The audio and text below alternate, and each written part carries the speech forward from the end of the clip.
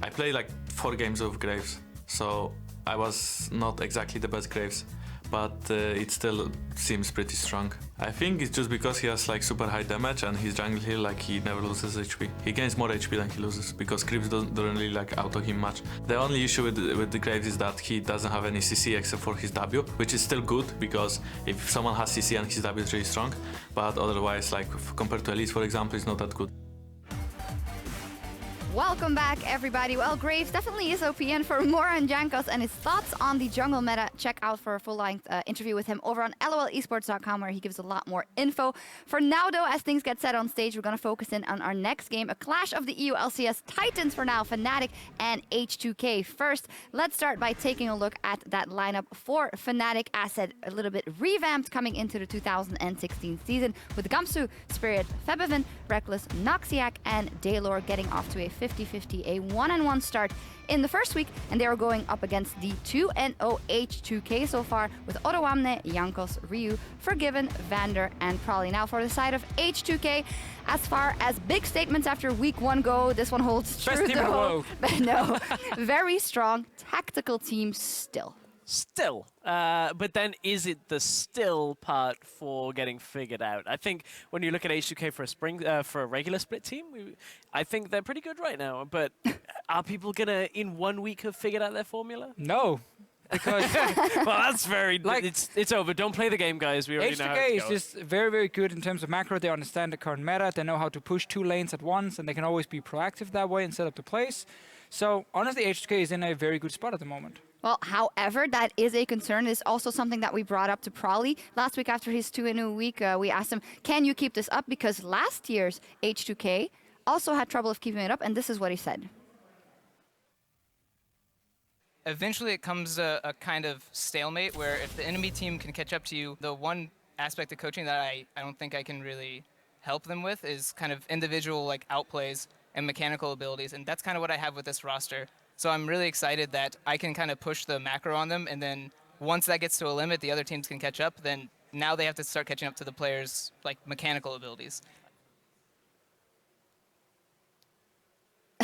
We didn't hear it there at the end, but I do think Janko said, I got you, man. And someone else, of course, who has a huge upgrade there is Forgiven. Talking of mechanical skill, if we take a look at his stat line for last week, incredible across the board. Most kills of any player in EU, the highest KDA of any AD carry in EU, the highest kill participation of any I can keep going. Okay. Spring split MVP. Keep rolling them on, keep rolling. I mean, you can't deny that last week Forgiven had another great week when you look at his performances in a regular split. Even now, you know, I think it's concrete. There is no real problem for Forgiven playing around his team. That's exactly how H2k played. I mean, we learned that by Gambit, but I think it's been solidified even better here. H2k playing very well around their AD carry, grouping very well, probably better than any other European team we saw last week. And I think Prolly is just 100% correct. I mean, he has better individual players on this lineup compared to last year, except for you can argue support saying Vander, but that's again very close. So Prolly is a coach who prides himself in teaching the macro strategy.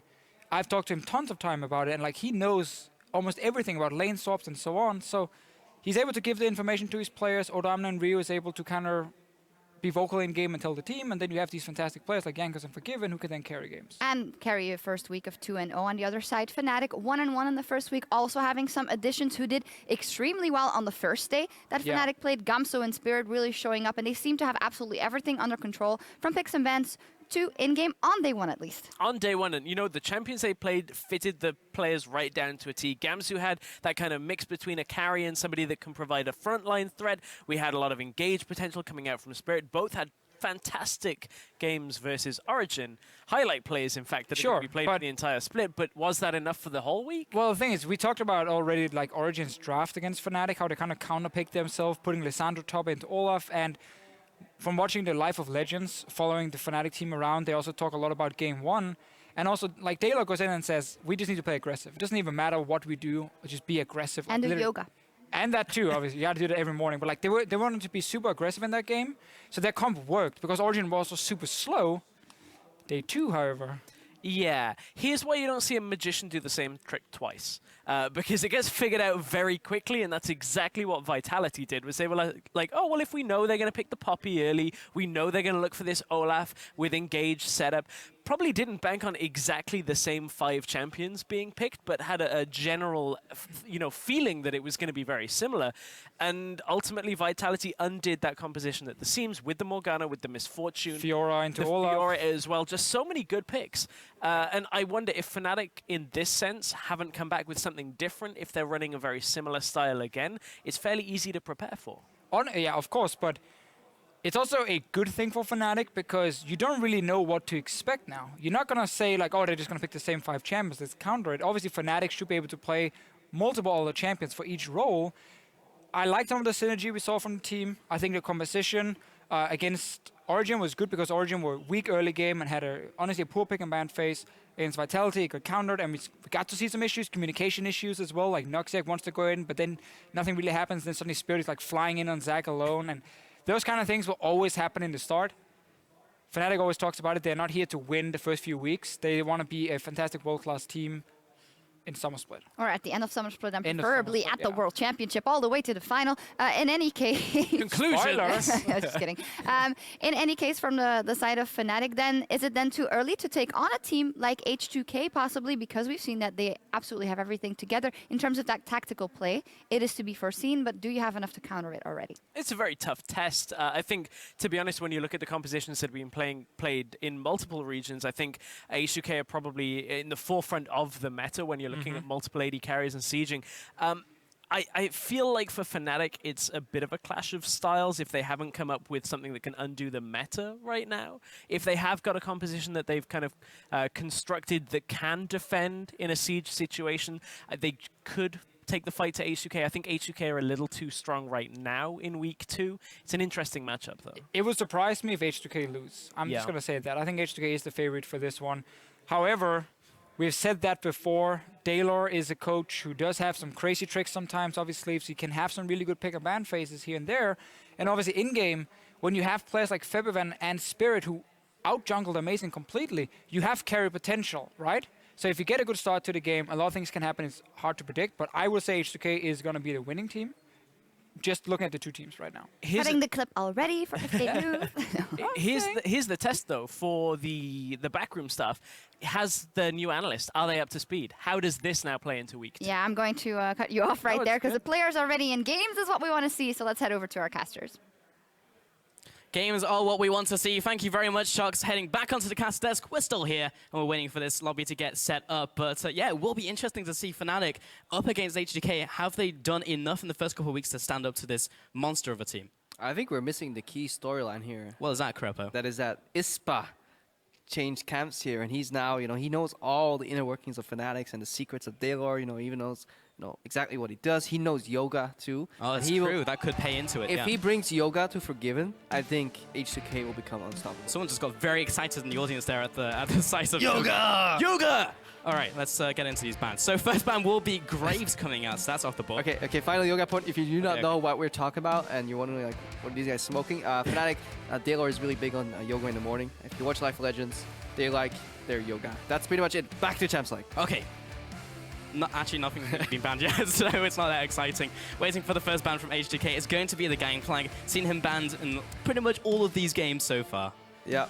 Time Kench banned out. Finally, we saw just how strong he can be. Yes, even if you fall behind, he doesn't really do too much, but the amount of damage he could soak up was pretty relentless. What I want to see from this draft from Fnatic is a winning jungler top lane combination that they can then use to get Gamsu ahead of Oruame. I think that is their win condition, because that's where everything started falling down for Fnatic last week.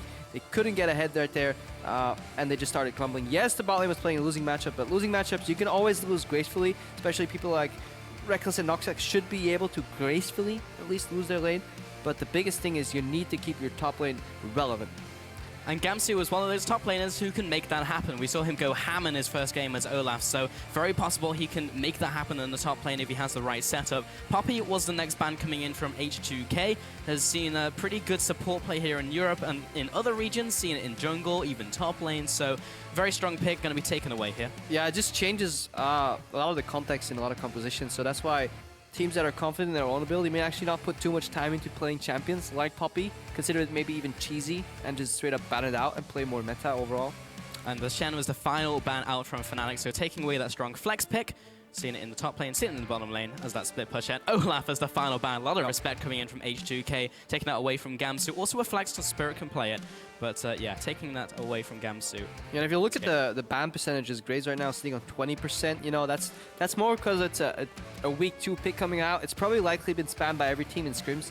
Why people are starting to finally respect it, especially since they see it in other regions. Whereas if you look at the Poppy and the Olaf, I feel coming into week 1 it was meta, but week 2 it's developed more into a very cheesy role right now. The Poppy support, maybe top lane, and the Olaf is a direct target ban. That's something we haven't really seen too much on the purple side. They generally have been these generic, you know, really strong power pick bans like the Lulu, like the Lissandra overall, which are both open by the way. Yeah, and Kindred as well, actually open in this game. We had one game so far where it's actually been open and no one decided to pick it, and it is available in this game. Lissandra, great as a first pick as it can be flexed up.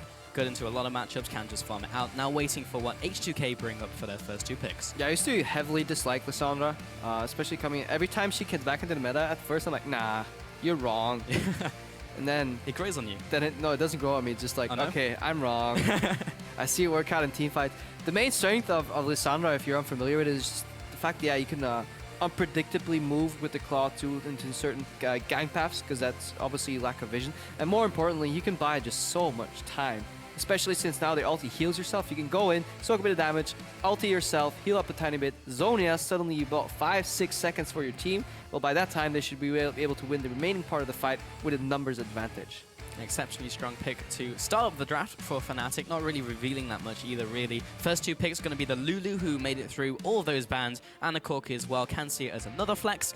It's Flex City right now, and looking for maybe that mid lane, maybe that's AD carry. So I wonder if that's actually going to be Lulu top lane, because we see Corki.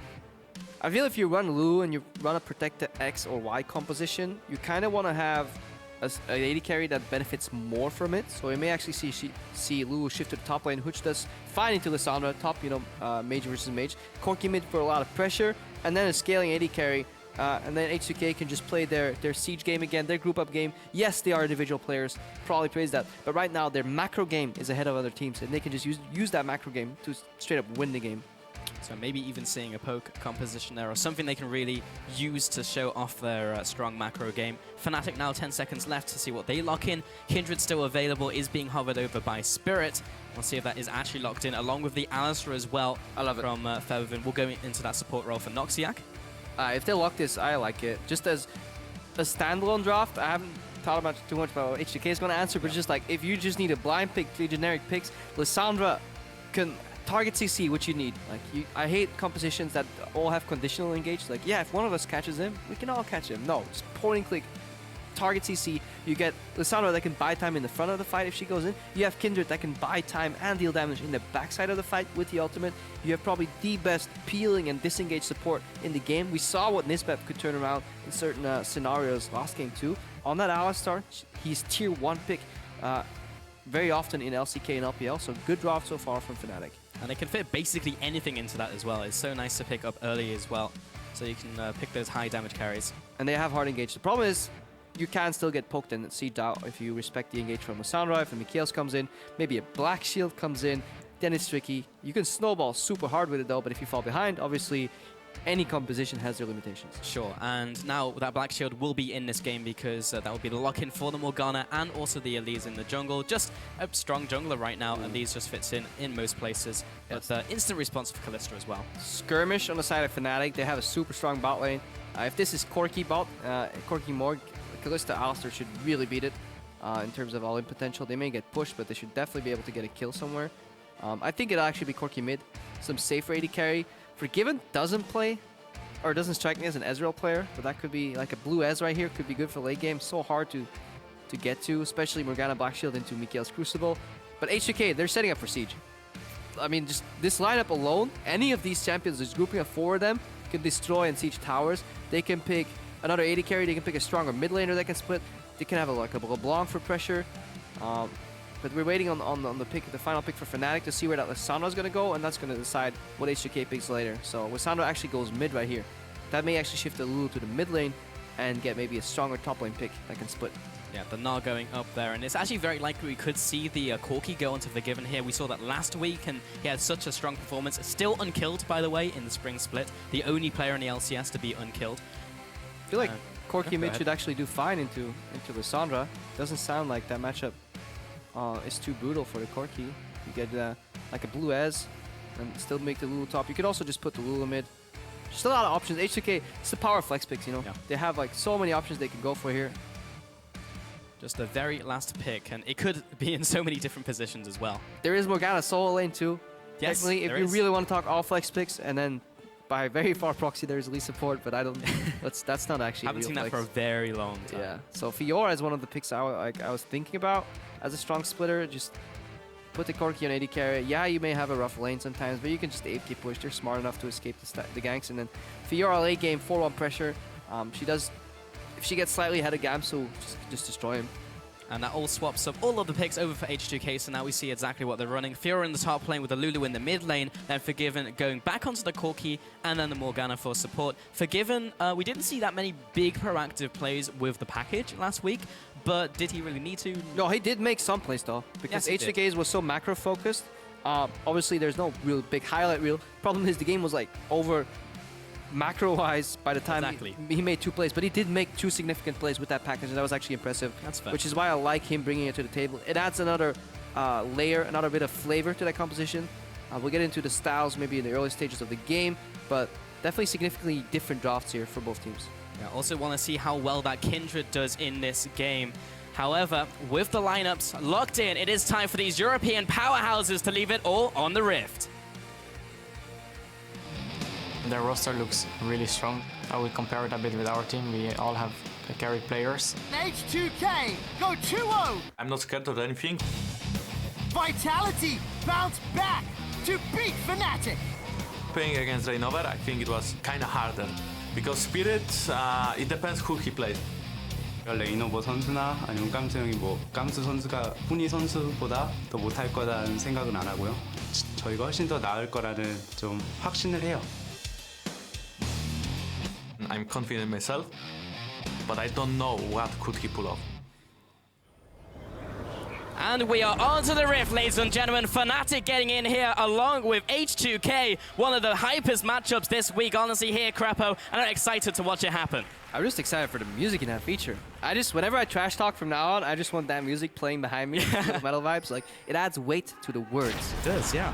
But yeah, let's see if these guys start fighting. I was going to talk about both these compositions, really, what their strengths are.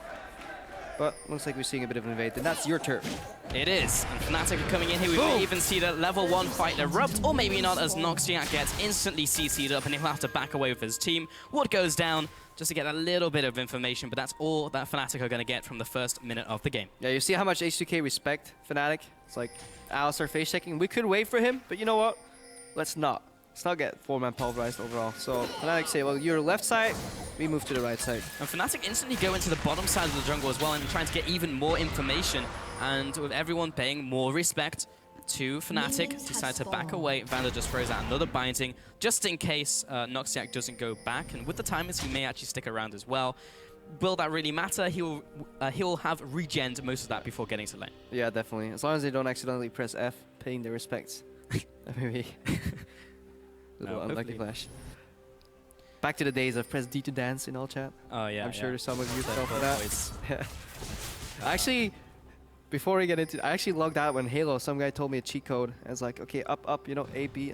Turns out that sequence, if you quick it fast enough, logs you out of the game. You just literally quit, but you didn't see it. Anyways, Keystones. Spirit double jungle here with Gamsu because we have a lane swap that came to be.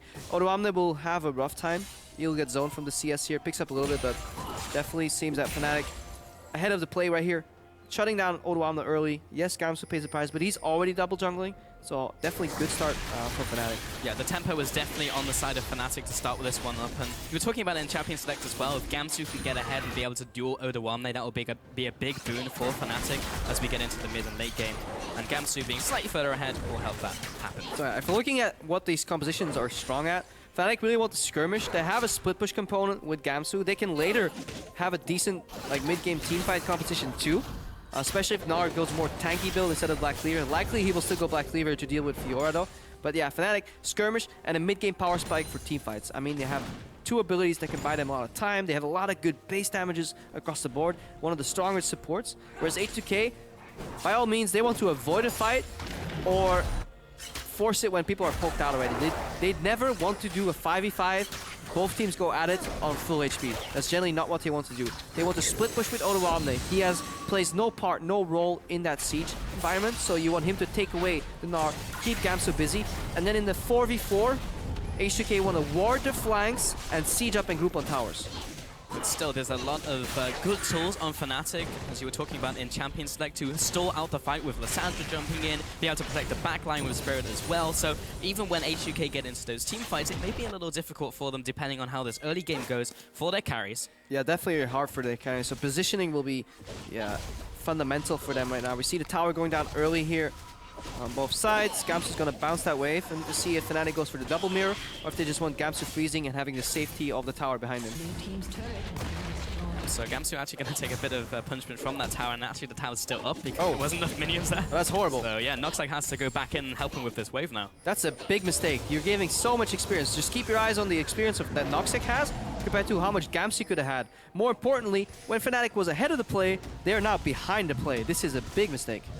Gamsu only now getting this turret, now the minion wave is there and I'll be pushing towards him. Forgiven's there along with Vander and Jankos to support the play, and Gamsu now has to go back and also walk back to his tower if he wants to recall, because the fact that Forgiven's already there. Yeah, and Odoamne just levels up to level 3 here. So imagine if Gamsu did that play properly. Not only could he have base, decided what he wanted to do, freeze the lane maybe, but he would have been ahead of experience of Odo as well. Actually, nice sentinel up in there in the early game to make sure that Odoamne has to go away from the bush to start recalling. So nice use of his W there.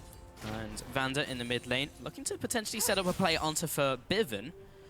Alright, what you want to do is Hex, so he can't W out, or E out. Gets it right on time, the Cocoon as well. First blood over to Ryu, could not have been played better. Fairhaven, respect Ryu as a good player. You don't do that. You don't walk into Hex range. You just flash the hell out of there, because you know more people are coming.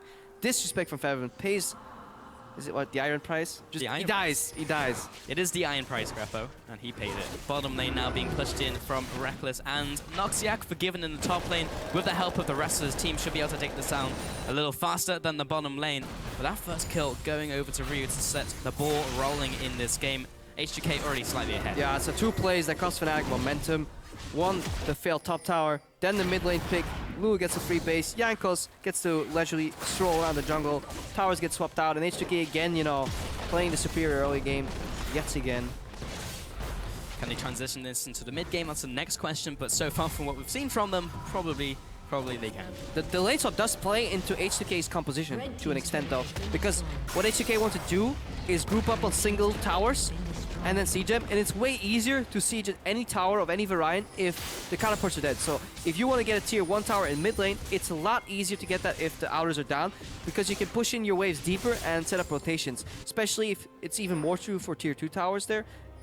If you want to get any of them, once you break the first one, it's significantly easier to get the other ones. And H2k, what they want to do is group up on towers, and that's also what they did so well last week. Spirit is just trying to get those early stacks up on those camps. He's now on the top Rift Scuttler, which is actually pretty nice for him, as the rest of H2k is now in the bottom side, so should be a fairly easy stack for him to get. And Vander roaming up on this bottom river.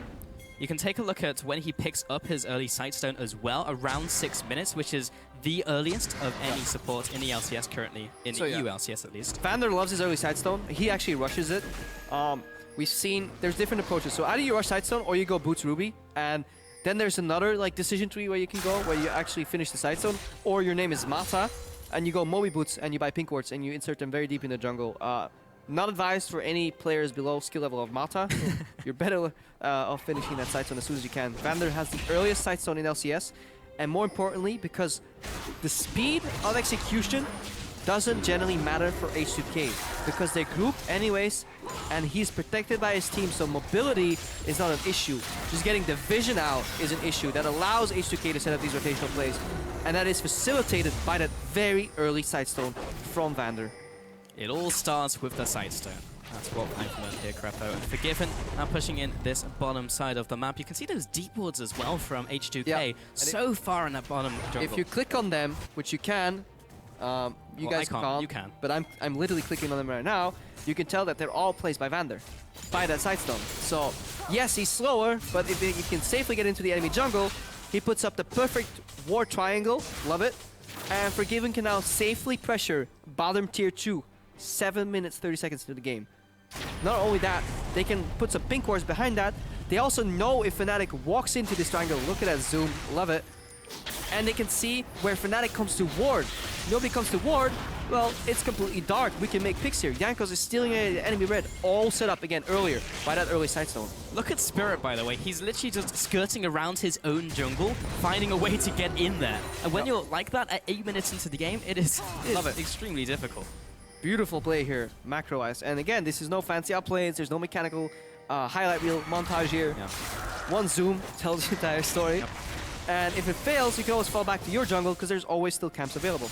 Sure, always got that fallback. And now with the Rift Scuttler in the bottom side of the river being the one to be marked by Wolf, then Kindred can't get anywhere near it and take that. So that's denied instantly by Jankos. Yeah, and the boots, obviously, right now they equalize out on the same build. Boots 1 into Sidestone. Noxac couldn't use any of that mobility. Yes, he was quicker, but he had to pick bigger pass around for safety-wise, so he couldn't get any pick anywhere. And it does all boil down to the initial pickup they made in mid, though. That Hex, on blue buff duel here, that got Ryu the kill. Because when your mid lane is pushing, you can make those plays a lot easier than as opposed to being pushed in. So H2k just working together as a unit. I don't think they've made a single bad decision in this game. Small advantages on this map. You can see every single lane is ahead, apart from the jungle, but Spirit has been in lanes picking up some CS as well. Odoamne will be able to collect this wave, and that's all Fnatic can do. Push it to tower and then give it to Odoamne. Now they start roaming through this jungle. Can they make anything happen? They can. Most definitely dive. Look at the wealth of CC, crowd control effects that Fnatic have at their disposal. They have Fate Skull, knock-up, into Pulverize, into Knockback, into Ice Tomb, into another W Snare, whatever it's called from Lissandra. Chain CC, so that's why H2k is frantically trying to defend this tower here. Half of it's gone. No instant wave clear just yet from Lu. Doesn't quite have the AP to be able to do that just yet. In the top lane, though, Forgiven is getting a lot of damage on this top inner turret, once again, as he was doing in bottom lane. Yep. He's just been continuing to make these pushes happen. And the bottom lane tier 2 tower is on 40% HP. The top lane tier 2 tower from Fnatic is on 40% HP, whereas H2k's towers are untouched currently. So that is the style they're playing right now. They're playing split push 80 carry, and that's because of the lane swap again. Fnatic did that lane swap, but it actually makes so that Forgiven's power level is way higher than that of his top lane opponent Gamsu right now, and that usually isn't the case. So H2k using that to advantage to Siege. And it almost started so well for Fnatic, because it almost looked like they had the tempo, they had the first play, but then Gamsu wasn't able to finish off the turret, and that was the first ripple that kind of snowballed out of control. Then the pick in the mid lane, and now H2k are ahead. I love the term ripple, by the way. I'm gonna steal that eventually. Heard it a couple times now. But yeah, it's a gold swing waiting to happen. And that's something a lot of teams don't realize. Like, yeah, we were even, but suddenly we fell very far behind. Yeah, it's because Forgiving is building up a deposit in the bank that he'll cash out eventually. Like, he's chipping away at those towers, and then once he gets that, that's when he cashes the check. Yeah, I'm gonna copyright Ripple right here. You heard it first, ladies and gentlemen. Of course, 2016. But and then you're gonna call out other casters for misusing your term? Yeah. Sorry. It's not a difficult one to use, I'll be honest. But yeah, Noxiac and Reckless in this top side with Spirit, so he's able to get something done. Yeah, you see the difference. Like, Odoamne can't bust that tower. No. He can build up a wave that Gamsu can slowly clear, but like, he can't actually achieve the same that Forgiven did. But all it takes is one good rotation to finish that. The deep vision has dropped now too. Wards only last like 2 minutes 30 seconds right now on Sidestone. Fnatic has pressure again, and Fnatic do have the better pick potential, the better team fight, the better skirmish early. So H2k kind of need to set up very, very methodically, very slowly, because one mistake is Fate Skull, Knock-Up, Ice Tomb. Like, they have so many plays on the side of Fnatic, and it's actually impressive to see that Fnatic has not yet been able to make a single one. The first Rift Herald goes over to Fnatic, so I didn't quite catch who that went over to, but I think it was Spirit. We'll just double check that one. Yep, I think it is. Let me check. Nope, didn't have it. It's currently Reckless. Spot who it is, and it's Reckless, so he will may be able to do Odoamne in a bot lane now. Gamsu's still there, but maybe he'll just tag out. It's like the downside of one of these like macro-heavy games. start playing Dora. It's the Explorer again. Can you find the Rift Scuttler? Yes! It was Reckless with the Rift Scuttler. Good job! Now we wait. Now we wait, yes. Spirit in the jungle, able to take this one away. You will take a look at this more squishy build he's going as well, which is one of the nice things you can do as Kindred because you have the ultimate to keep you safe. One of the few junglers who can actually go high damage in the early game and not pay the price. Yeah, definitely so. Fnatic looking to set up for maybe a dragon here. They're pushing a bot lane right now, and H2k, because the lanes are so long, kind of still have to respect him though. The dueling potential is on the side of Fnatic, and because Fnatic's mid tower is still alive, H2k can't really penetrate any of the jungle because any claw over from Februm to left or right can create a pick, and because they actually don't have the vision set up already, they can't put new vision. Like, it's really easy to build on existing vision. One deep ward on each side can really open up the snowball vision-wise, but if you have no vision whatsoever, you have to be careful. And so this is the moment where Fnatic is equalizing the game again. You can tell that especially in the gold. In some ways, this is a similar position to where we found ourselves in the last game, and now Vision is once again what's going to open it up for both sides to potentially get a pick, start the ball rolling, start being able to get advantages. Jankos is circling around the top side. We'll see if he can actually get anything down onto Gamsu. He's going to jump over the wall. He actually uses a flash there and isn't even able to follow up with the repel, and Gamsu gets away. Flash for flash in the end of that, though. Yeah, but that's a... Hang on. Tower zone. Really good play. Really good play by Fnatic here. Reaction, you know. Failed gank in the top lane. Big misplay by Jankos.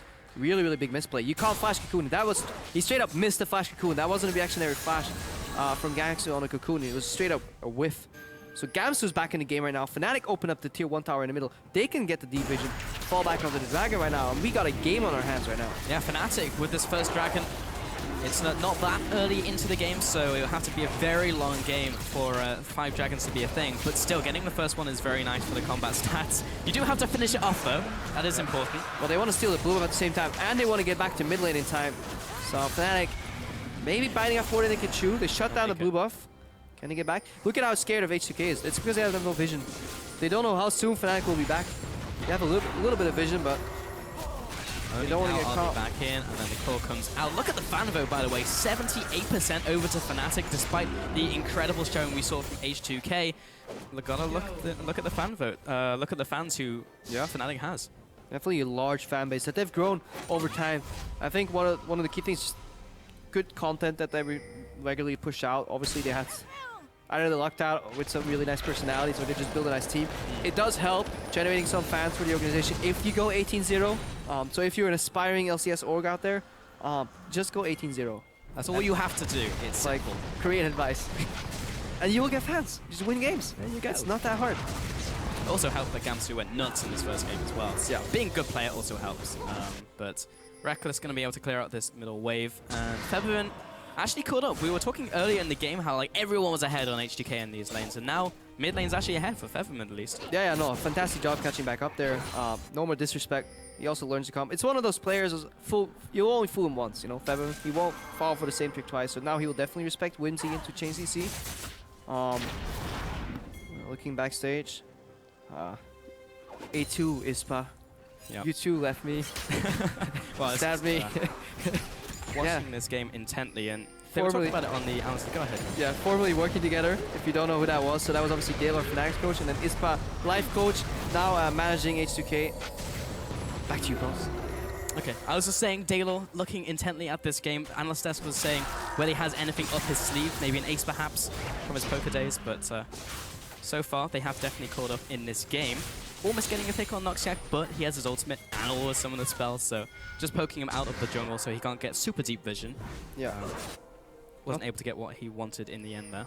Not to miss Kojai here, but it is a worrying trend that that mid lane tower is still alive for Fnatic, especially considering like H2k, they started out swinging, you know, side push into side push. Both tier 2 towers were at 40%, but they haven't really degraded at all. 35% in the top lane, 25% in the bottom lane.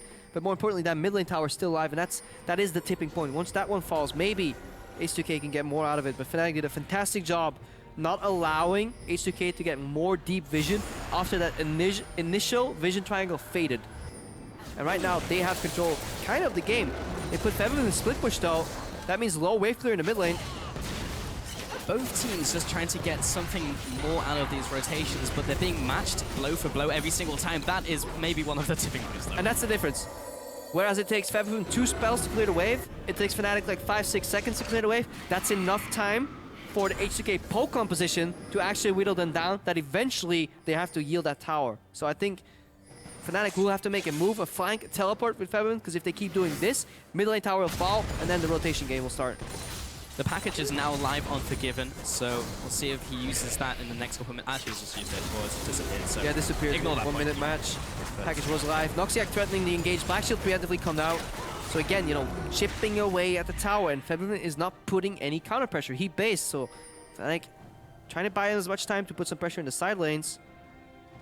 Yeah, you may have to match him right now, but how far can he push really? Because he's blind basically in the bottom jungle, so he can take away this pink ward, but he can't exactly push all the way in there. Meanwhile, top lane was being pushed in by Odawame, and Gamsu is fairly far back, so they won't be able to pressure the lanes. They'll just be able to receive those waves. Yeah, bit of a stalemate here. Obviously, Forgiven can clear waves, so H2k will never have any problems getting siege on because they have the wave clear. The problem is when Fnatic starts to dive.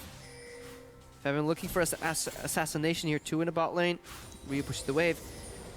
But Fnatic more comfortably, they're trying to instantly catch these waves. Again, you want to stop this push right here. You don't want to stop it when it's already at the tier 2 tower, because then Ryu can technically disappear, join mid, 5v4, poke you down, you lose your tower. So Febiven doing a good job here. H2k reacting, saying, okay, we can't break open mid because the actions that Febiven's doing. Maybe we kill Febiven first. Yeah. This game has just all become about the map movements, about the macro game. And very little interaction between the laners themselves as the Rive catch the wave and try and make something happen on a different part of the map. Don't go for Herald. When your mid lane tower can be sieged on, that's super risky. I think Alistair's coming down to react to that, but H2k may be put in a bad position if they try to go for this one, because Febiven jumps in, looking for the Frozen Tomb, isn't able to get it because of the spell shield. The flash into the knocker from Noxiac, though, knocks Ryu into the team. He'll have to flash away, but there is the Frozen Tomb. Can't burst him down before the Wild Growth comes up, though, and Jankos being chased into the jungle. Now Odawame arrives. Does he have the damage to deal with Reckless? The rest of the team is dead, and Fnatic annihilate H2k in that fight. Ace for Fnatic. Big team fight, and this is what we were talking about. Yeah, H2k, they have the siege, they have the poke, potential rotate, but by God, don't team fight them. Look at the damage overall. Beautifully executed overall, and well, there's no Baron, but there will be in 5 seconds from now, and this may actually be ace into Baron for Fnatic. Man, that sucks for H2k in terms of timing. Losing that fight in the mid lane, everyone is down. Jankos was one of the members to die around the middle part of the fight, so he's not even going to be a first to try and even contest a steal. And this Baron is just gone. Over to Fnatic at 20 minutes. Now we have a huge swing in this game. Yeah, what a gold swing. Let's watch this again. So Febiven goes in, doesn't blow his ulti immediately, even though Jankos re-engage. H2k, they don't have a team fight, so they can't re-engage, even though they point-blank cocoon Febiven. Noxiac, 2-man pulverize engaged. Again, you know, way more than what is Vander offering in his teamfight. It's not Vander's fault, it's just he's playing Morgana. Gamsu comes in, look at this. 3-man ultimate overall. Knocks Ryu into the wall too. Febiven still untouched. Or half-touched. Odawame comes in. He's not... 1, he joins late, and 2, he can't join these teamfights at this point. Just H2k completely caught with their pants down, and Fnatic understanding the strength of their composition. They had the patience to wait for an opportunity like this, but then they went ham. They went all in, and it paid off with an ace and a Baron. And Stats God Spellsy just informed me that Febiven dealt 3,600 damage in that fight, and that is almost as much as the entire enemy team combined. Yeah. By himself. Ridiculous. I mean, look at the health. Like, right now, average health on somebody is like 2k, so yeah. Febiven took down like 2 people on his own, just single-handedly.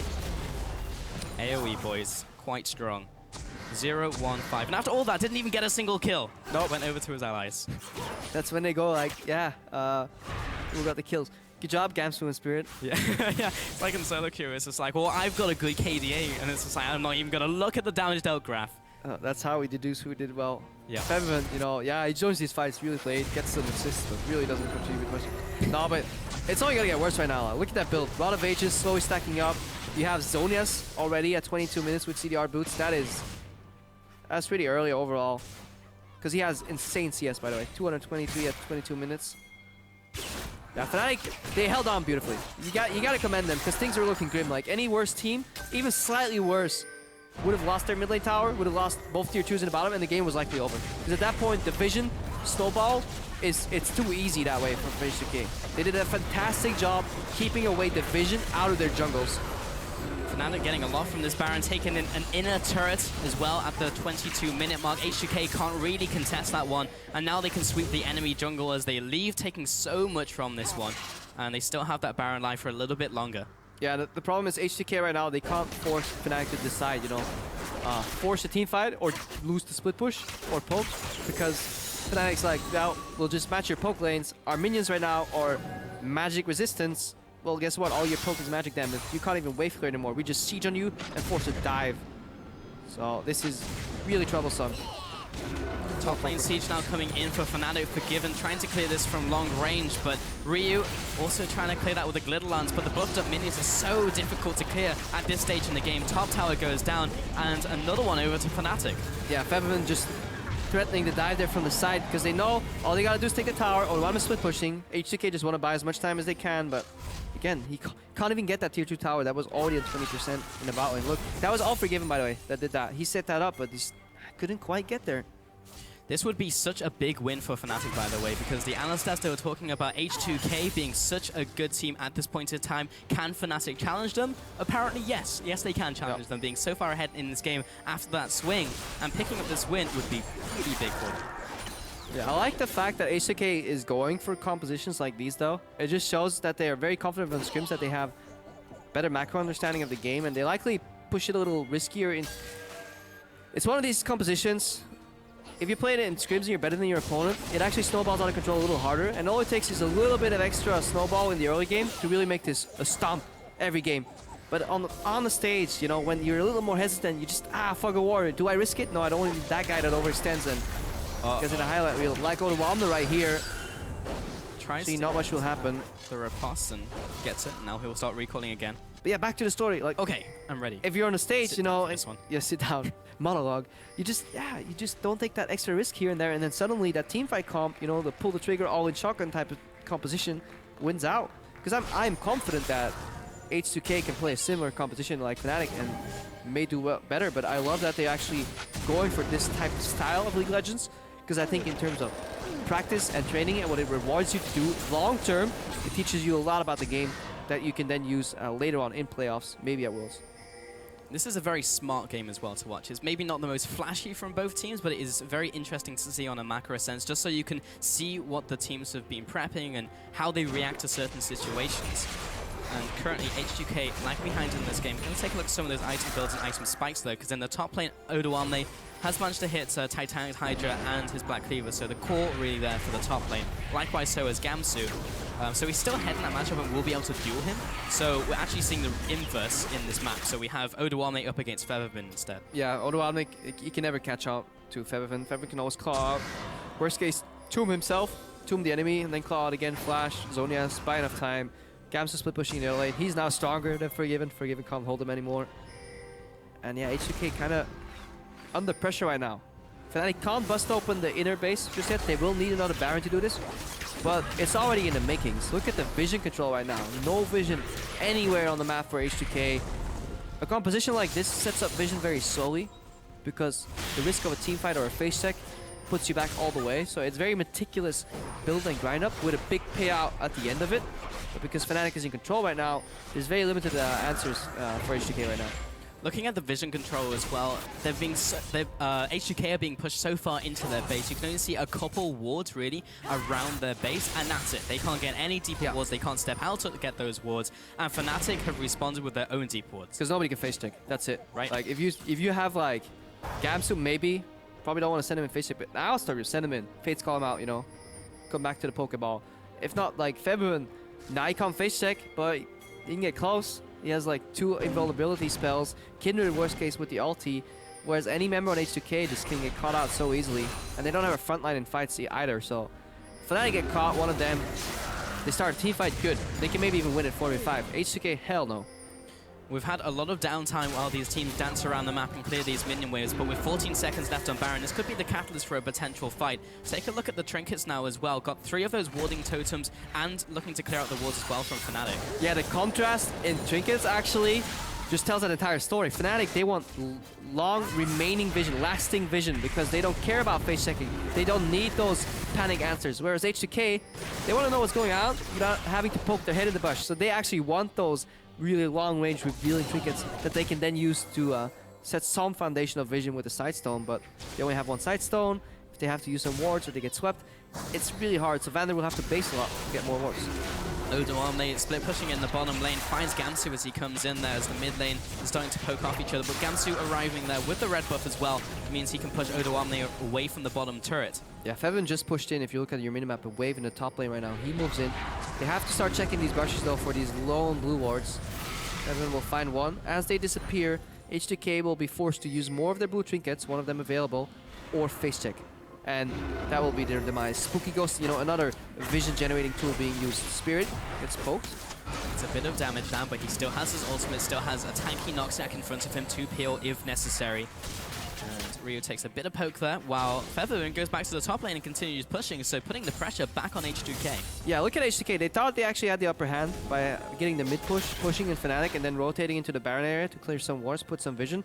But Featherwing was like one step ahead. Like, yeah, if that's your play, which is the normal play, fight for mid lane control. Whoever has it gets Baron control for a fraction of a second. Featherwing's ahead, you know, it's like, yeah, you guys fight for that vision. I'll just hit your inhib. H2k have to yield. They can never walk into the Baron area. They don't have enough wards on them anymore. They're slowly getting dried out of vision. And then Fnatic turns it all around, goes for a quick dragon, builds up the vision again. Complete control right now. They need to drive it home though. Definitely have a composition that could technically fall off later in the game.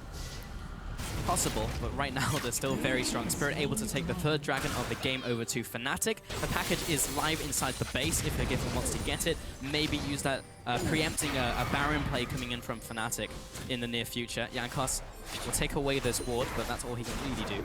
Do you imagine jungle Corki with the package? Oh man, the stuff of nightmares. Just zooming over Baron, the drive-by steal, including the sound effects. I think that's what the next big thing coming to League right now. Perhaps. Only Zac is the champion who can do that right now. Actually, I believe Jarvan can. Yeah, technically. Yeah. He can slide over a very minor part of the top part of the Baron wall and then just dip into the pit, smite, peace out. Yeah.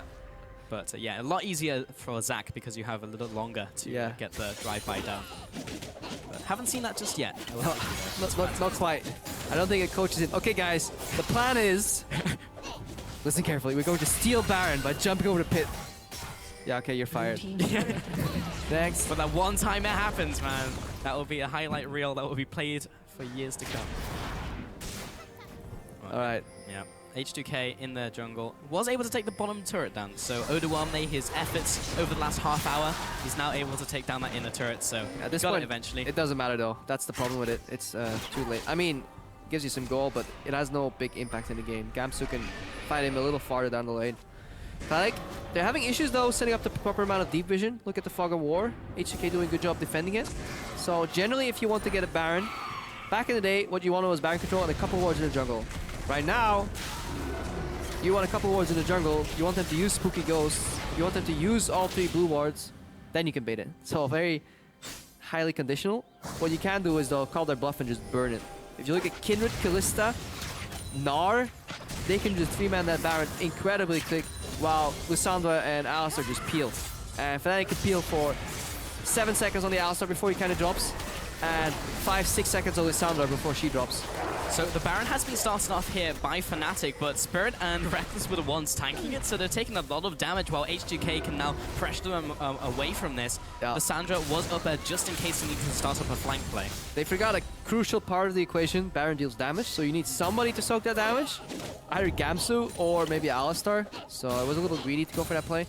It's fine if H2k don't commit and they say, okay, there's no way they're greedy enough to do Kalista couldn't just dual Baron, but H2k respect him enough, you know. Slide in a blue ward, I believe it was for max range. Yep. That's in the back right there. Forgiven has the package right now. H2k doing a good job hanging in there.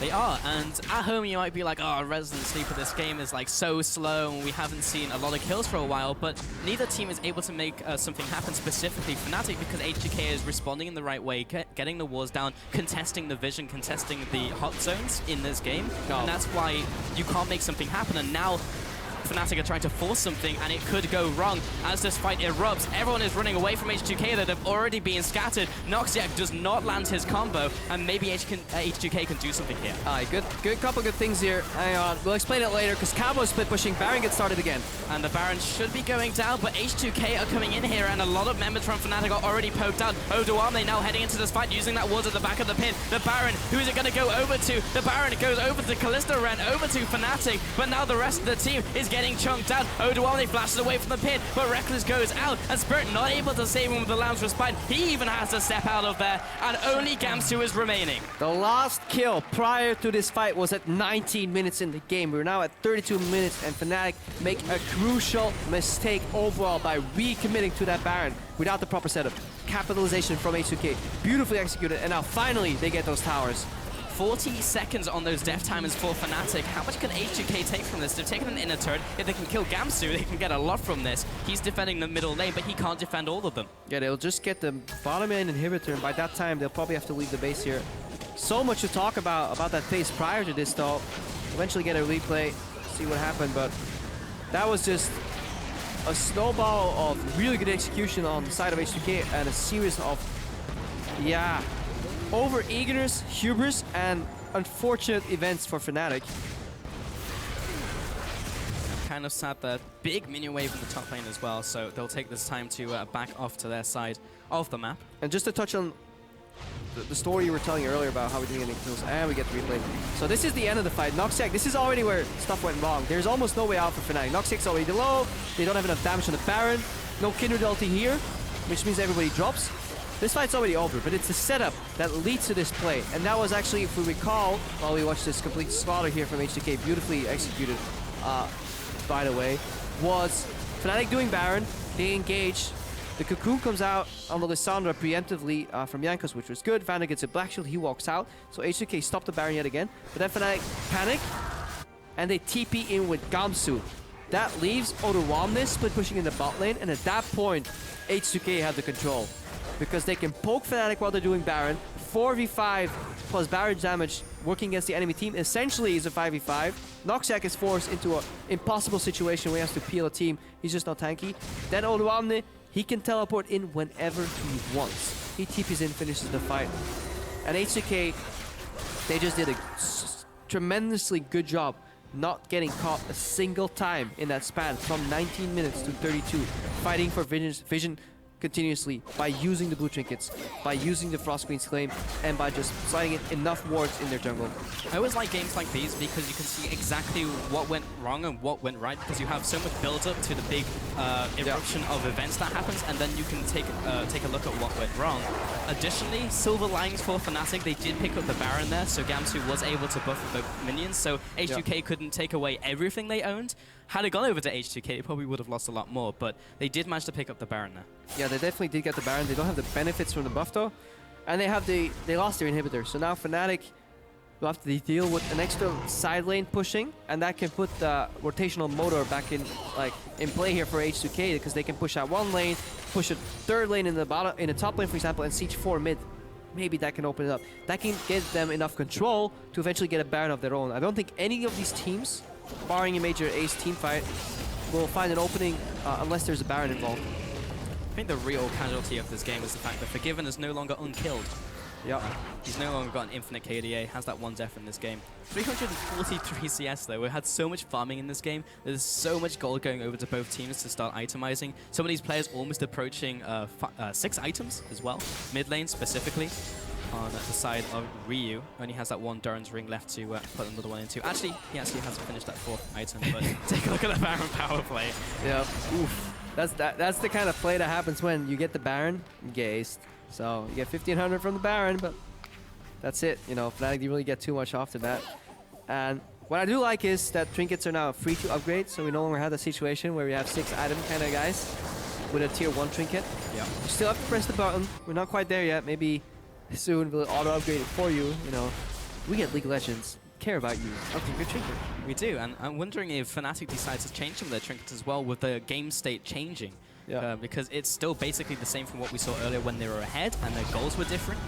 The problem is They won't need trinkets to find where H2k is, because H2k will group in front of them and show them where they are. They will reveal themselves. So no flank. Nobody's gonna flank on H2k. They're just gonna come in the front door and be like, yeah, knock knock, who's there? Poke. Move away, step aside, take the turret.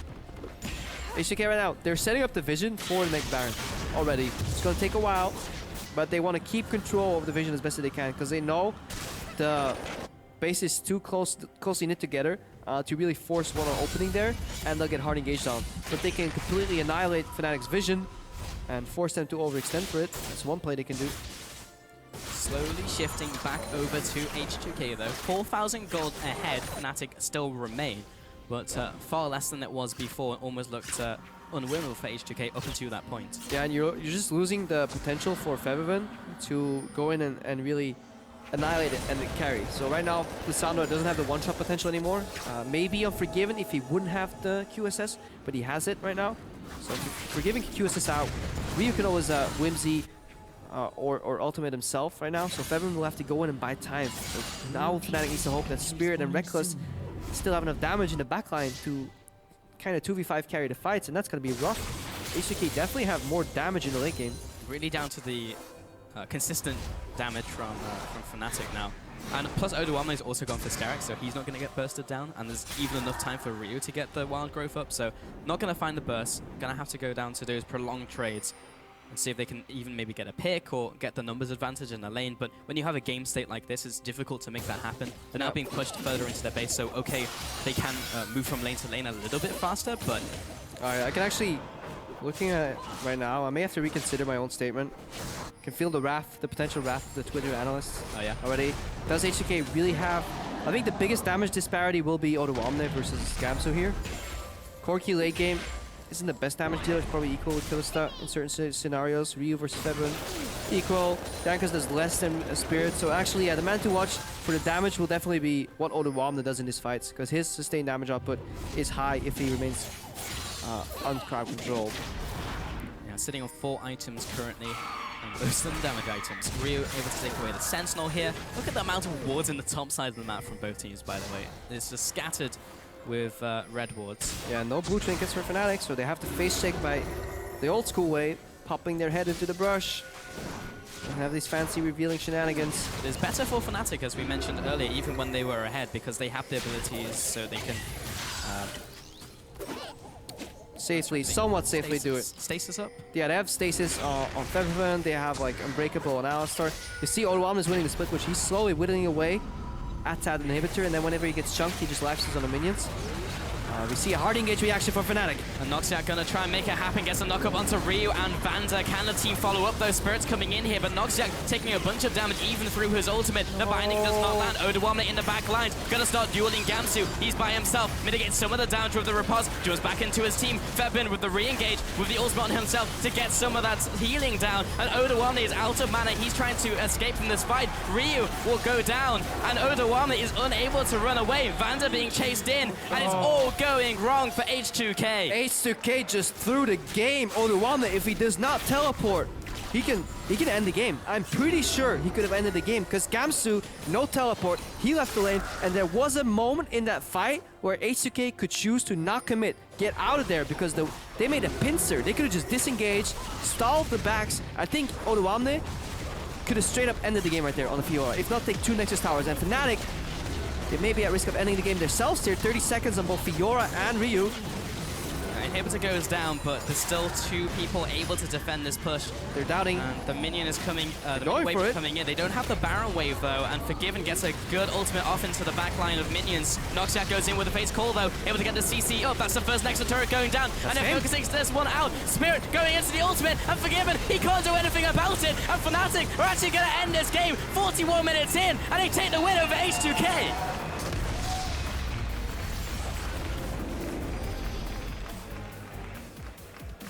Yeah, okay, I just want to see that replay. Yeah. The hell happened there? Well, good closure though. Okay, at the end, what Fnatic did well, what we can analyze right here.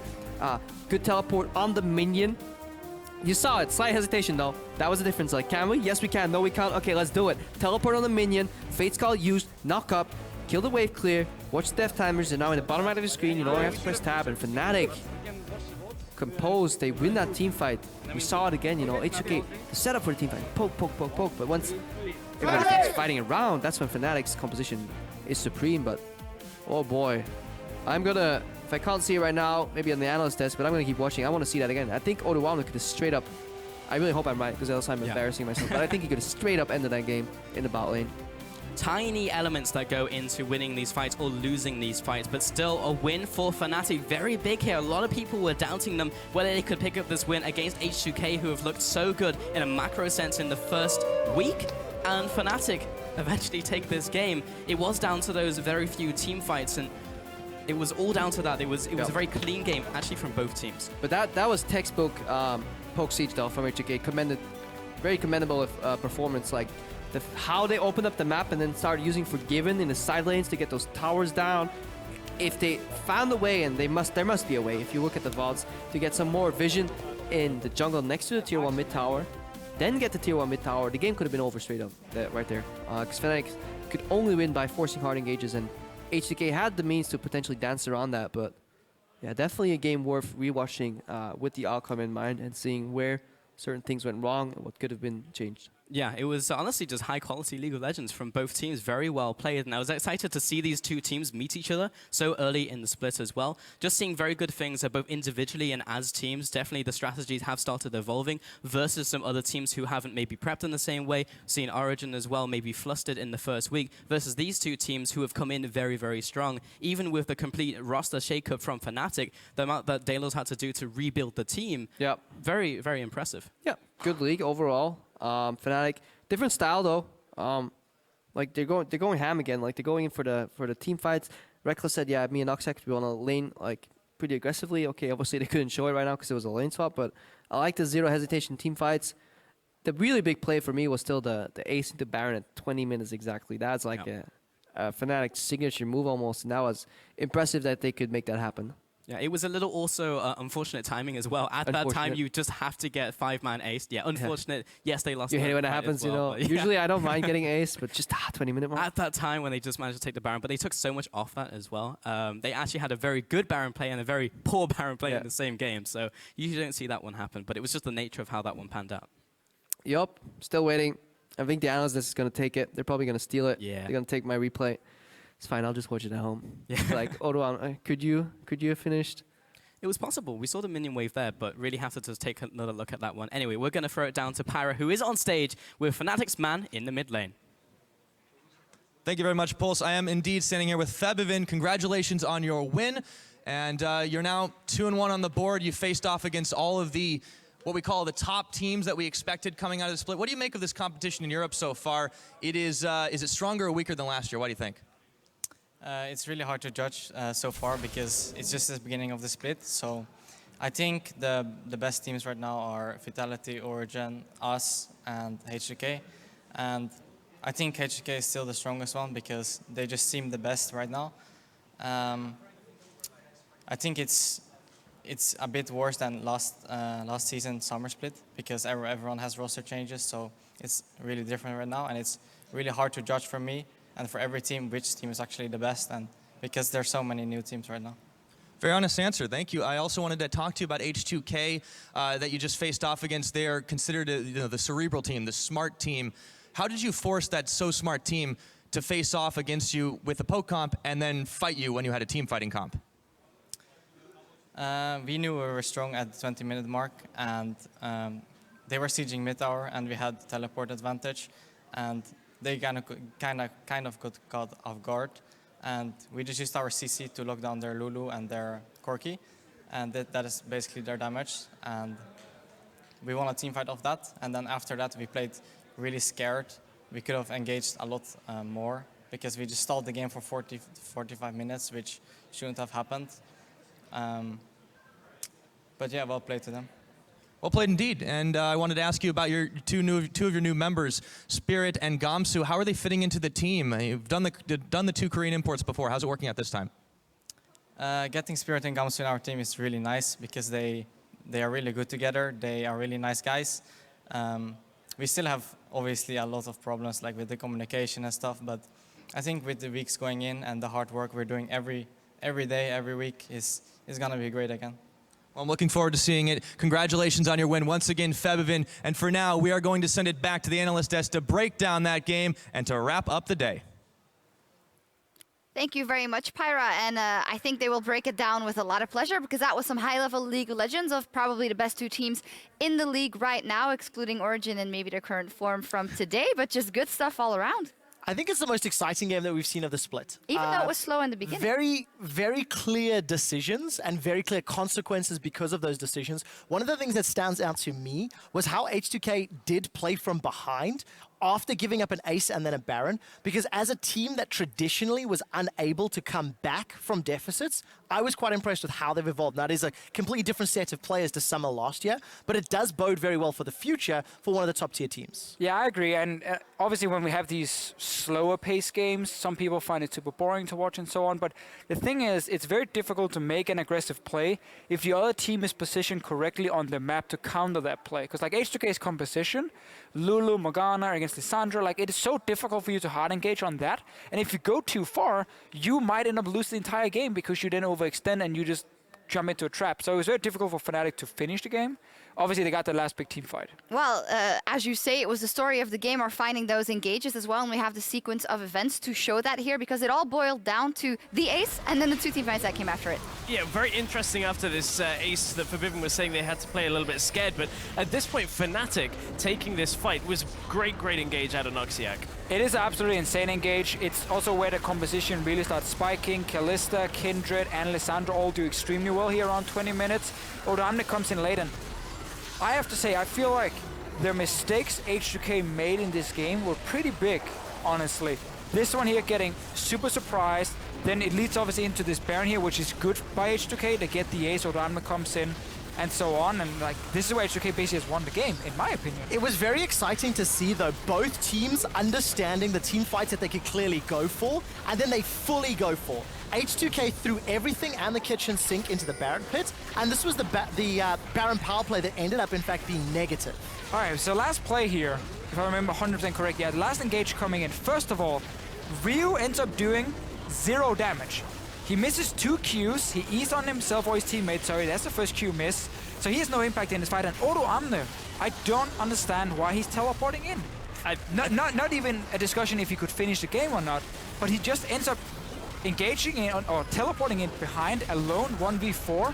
The rest of his team wants to kite. They can't kite because he's teleporting in and he's about to die. So they have to now re-engage, but that's not what their comp wants to do. Had they just disengaged, which they basically already had, let him push the bot lane. Worst case, you just get another fight in 2 minutes around Baron. Looking at that again, I feel like the timing of the teleport, if he at least hadn't started the TP, I think they would have maybe second-guessed whether he was actually going. He could have cancelled it at that point. I think there were a couple of plays there that Odo could have made to have at least, as Greppa was putting it, just had both of the Nexus towers down. Yeah. And I think you put Fnatic in such a tough spot. Because you say, could he have finished the game? It doesn't matter. It does matter, Sufficient. No. So, like, I meant just for the fight itself, because his decision to teleport, if he could finish or not, is irrelevant. Because he shouldn't TP no matter what. Because he's TPing in behind 1v4, and his team is built to run away. Lawyered. So no matter what happens, he shouldn't teleport there. So that was bad play by him. I also feel like Jankos earlier in the game, I got very angry on the desk at 15, 16 minutes when he goes top to try and gank and he flashes over the wall, misses Cocoon, gives up mid tower. When all his team wanted to do at that point was honestly just wait and scale up with Fiora, because she would just outduel anyone. And why? That play had a knock-on effect, though, because Odo then couldn't then be in that solo lane. Even then, when there's nobody going to be in that lane against him, he doesn't feel confident enough to sit down there and push. And the thing was, you look at the two champions against him, Na was just about strong enough to take him for most parts of that game until he really started getting a lot of damage as Fiora scaled up. The Lissandra can just wave clear in front. We already know that from the top lane matchup that still is a tricky one and kind of depends on the engage tool. So for a long time in that game, Odo just didn't have the confidence to split push because he just felt like he wasn't strong enough. And of course, if you step back and you look at just how that game played out, it did take over 40 minutes to finish, but it was very, very clear the different pockets of, aggression, non-aggression. And Strauss had actually pointed it out off air, how in contrast to the previous game, when you were looking at CS numbers, sidewave management, map pressure, and when you look at vision, which is something that Fisher had mentioned, the amount of pink wards that were picked up and bought, you could actually see some of the mechanics in use that is separating the likes of Fnatic and H2k against some of the teams that are lower down the ladder. And it was just those big calls and those big positional errors that ended up costing, at the end, H2k. And to clarify that slightly, I was contrasting it with the Splice game, where Splice had almost a similar composition, utilizing a TF to wave clear with the teleport in this game on Lissandra. The difference was the CS numbers. Everybody on Fnatic and H2k way above 300 just before that 30-minute mark. And Splice, you had a TF that had barely 200 and 220 at that point. So good wave management by Fnatic. That was what this comp was made to do, and stop the 1-4 ability, and then when they try and, well, when they're out of position, engage them with the Lissandra. And really well played by FNC, in my opinion. Keeping side lane pressure, meaning that H2k couldn't group very effectively, meaning it was hard for Ram also to push because he could get TP on and die, and also the engages in the fights. The one in mid lane, they win and take Baron. That's his engage. You know, I think FNC played a great game. And I think it's awesome that Fnatic are now surprising us in the sense they beat H2k here, because we need... You. Yeah, sure. I said H2k would win. That's fine.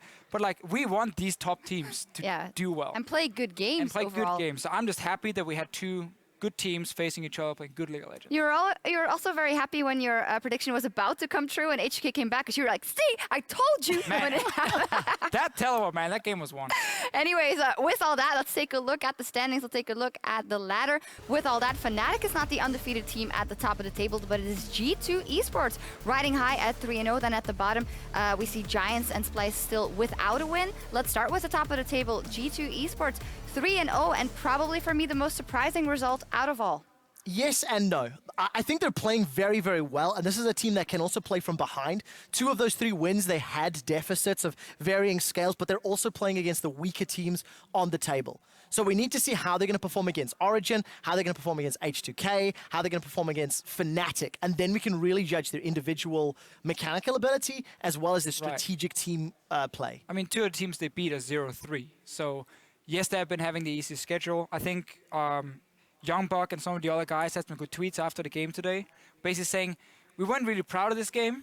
You know, the play wasn't great, but we were happy about the focus and like the attitude we had in game, so we got back into the game, and then we won it. So like that's also very important for these new young teams, that they can play from behind. And I also think it's so important, the confidence that it's going to give both Youngbuck as a coach, the imported Koreans, even Kikis, who was a little bit of a tilty player at times. I think going 3-0, building up this buffer at the beginning of a split, can only set them up for success when you get middle of the splits and then looking towards playoff positions. Yeah, and looking at controlling the meta as well. We asked the guys at home who they thought had the best view of the meta so far, and we had a tweet from @Zayan who said G2 have adapted to do meta very quickly, especially bringing out the Graves jungle, Tom Trundle picks in week 1, and those are the kind of things that you can't underestimate. See Origin last week in the beginning of a split.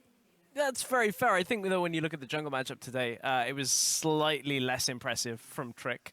Last week, I think he was, 6-1, pre-15 in over both games. This time, didn't do as well. He had the Elise today, back to a different setup, wasn't quite the bit over-eager. You know what I've looked at? The 3 games we've seen, all 3 games, he's been in the wrong place at the wrong time, and he's been punished for it.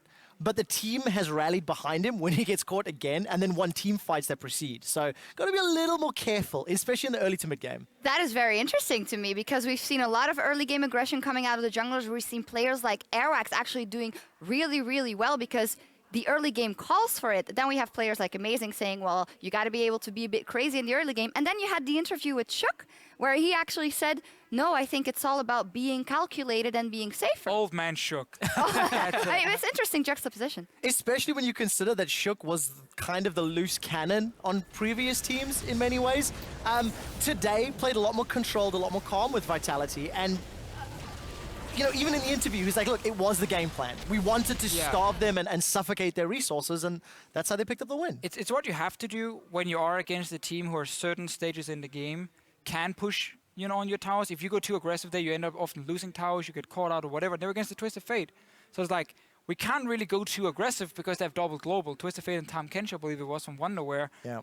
So it was honestly just smart, but it was also poorly played by Splice, allowing Vitality to just sit and scale up. Like, they just kept Nukeduck in mid lane to wave clear because TF just always ran into mid with Corkin. They were like 4v4 in there. I think there was a fundamental problem, though, that I think Vitality could have capitalized on a bit harder, was that TF normally has picked to snowball a lane. Tamken, sure, you can get him ahead, he gets tanky. Bot lane, they had a losing matchup as well. So who do you snowball in that match? I think Vitality could have pushed a little bit harder. Well, getting a little bit more insight into Vitality, I know you sat down with both Sean's and Fresh before, but we still have a little bit more of that to go, so let's listen. How easy is it to coach your players with their personalities? I'll shoot this to both of you before we move on. Sean? All right, so my first stage on Gambit was with Diamond, Edward, Forgiven, Cabo. Well, Bessie is like, this is actually like a really high ego person, but good ego, so it's fine. And then after, like, once you get this ability to like handle those kind of people, then after when you come with like, I don't know, like more docile players, I would say, like it's fine, you know, because as long as right at the beginning they respect your authority and they respect like how is the pyramid of the team like going in, then it's fine, because they know I'm coach, they are players, so they should not like do anything when it's work. Then after out of work, then it's fine, you know, you can be, if you have good relationship with your players, you can be a friend with them, because then after they can trust you like a big brother, things like that. So. It was really fun talking to Sean's and I'm So Fresh, because Sean's had a lot more of a controlled style, and I'm So Fresh was like, look, they're my friends, we deal with things on a friendship basis, and what I like about it is there's different approaches. Like Sheepy's in a very similar position, in my opinion, to Fresh. He's got a lot more of a personal relationship. But when Sean's was describing the pyramid, we finished the chat and he was like, yes, there is a structure, there's a clear management approach, there's a clear analyst involvement, and it's great when you think of it in a pyramid structure, the players at the bottom with all the support stuff up top, or vice versa. You can build them up. And I just want to see how it continues to evolve, because Sean's demonstrates an ability to get Gambit multiple levels up. And Vitality are in a pretty good spot with Shook calling them the super team that wants to be number one. I was chatting to him yesterday, obviously not on camera, I'm not as fancy as you are getting but you are allowed to do that, by the way, if you want to. Maybe next week, but I was talking to him about your in-house culture for Vitality, because I like what Fnatic has been doing with Daylor and the setup they've been running, very focused on the schedule, on planning and everything. And Vitality is very much the same. Like, the players go to bed at the same time, they wake up at a set time, you know, there's lunch every day at 1 p.m. and it's made obviously by the manager, who's the guy in-house together with Sean. I think I don't know. Sign me up. Yeah, well, no, go ahead. Anyway, Sorry. so they have like solo queue time up until that point. You get your lunch, you then scrim, and like you do VOD reviews and so on, and everything is like planned out.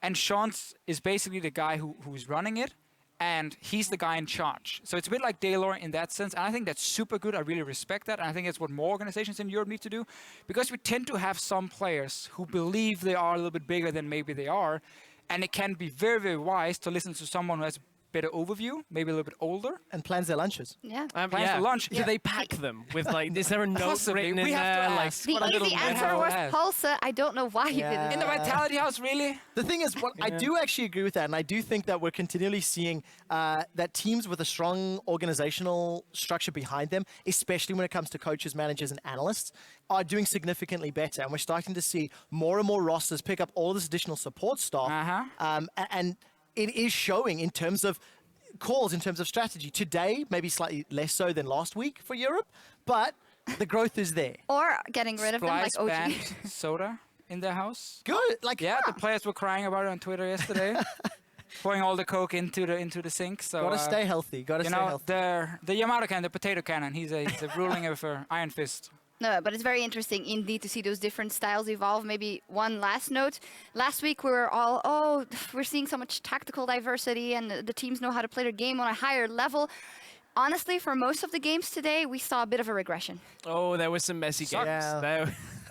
Deficio's done. He's like, I'm walking out of Yeah, here. last game was great. Deficio just couldn't get anything in the predictions. Everyone was playing different things. No, it was just a little bit messy in some of the longer games. When you look at like plays that just stall the game out. Last week we were like, great, fast games. Everybody knows how to close the game. It also shows, because last week was sort of top of the table versus bottom of the table in many scenarios. Exactly. And today we saw a little bit more of like top v top, bottom v bottom. And you can see where some of these additional stallouts and mistakes come from. I also think teams adapted to pick and ban phase a little bit. You know, there were more wave clear coming in, a little bit more control. Yet, I felt like there's so many games where just like kind of like good play, then mistake, then good play, mistake, you know, and it became very messy, except for the last game here. Well, we will see if it's less messy tomorrow. But over in the world of fantasy LCS, Mr. Rawls will be carrying your team. That is, if you're in the 5.5% of rosters that started him this week. 10 kills, 5 assists, and a quadra. He is today's fantasy leader with 39 points. I don't have him. Another sleeper pick you can go for is Betsy.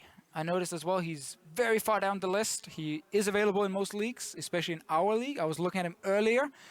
But I went for Nuke Duck, so no Ryu, so I went for Ryu, of course. Well, I have a feeling Spellsy might have picked him up there for Betsy because, you know, statistically he would have planned it out. Betsy He had a great game, especially after last week Betsy as well. on Rise was really good. I'm a little bit disappointed, although thankful. Trevor tweeted me earlier in our league just to be like, oh, make sure you check your league. I nearly took Sven out to put Seal back in. But I believed in my first rank pick, and it paid off. Unfortunately, Fox only got me like 1 point. Start your stats. I sincerely hope I beat Stress this week. That's all that matters. Definitely is, and we'll see who beats who tomorrow, as the EU LCS Spring Split continues tomorrow. Stack roster of Vitality and Origin face off, and that is also our game of the week. Very good, and later on Fnatic go up against the Unicorns of Love, G2, H2k. Wow, I'm loving all these matchups. Whole load of good matchups. I cannot wait actually for Vitality OG. If OG are back, Vitality looked on decent form themselves, even with a slower paced game. Should be a good matchup. I want UOL to bounce back. Yeah, I want last week's UOL. I need to jump in there before you did. I want last week's UOL to show up because they brought some of that magic that UOL had in the summer split. And Thought we banned that. I know, but it was back, and I'd like to see it again with some less mistakes in pick and bans. I'm looking at the two last games. Honestly, Splice, Rocket, because again, what I like now is seeing teams who get off to like potentially a 0-9 start.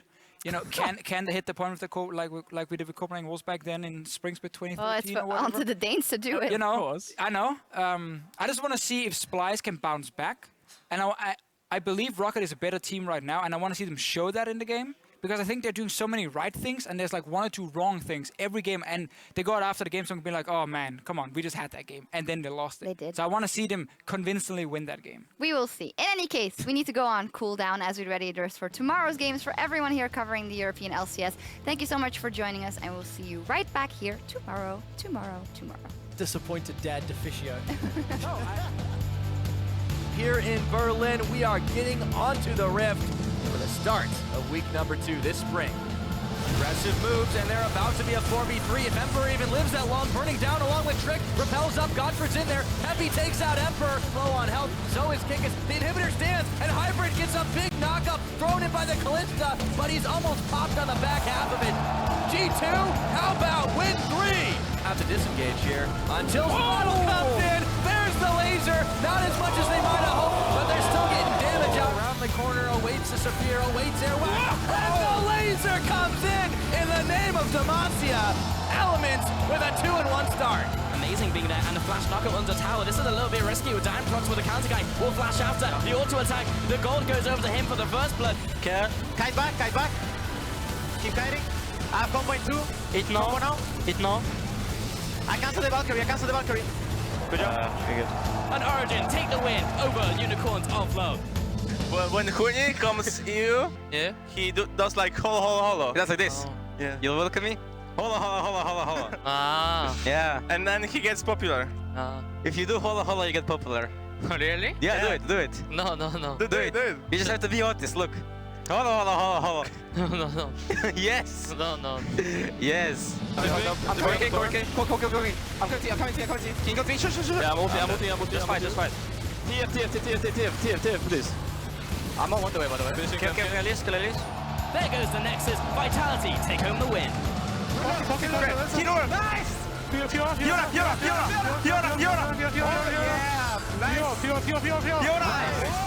Go! I'm out. Push him in. Nice, push him in. I base. And Odawami is out of mana. He's trying to escape from this fight. Ryu will go down, and Odawami is unable to run away. Vander being chased in. And Fnatic take the win over H2k.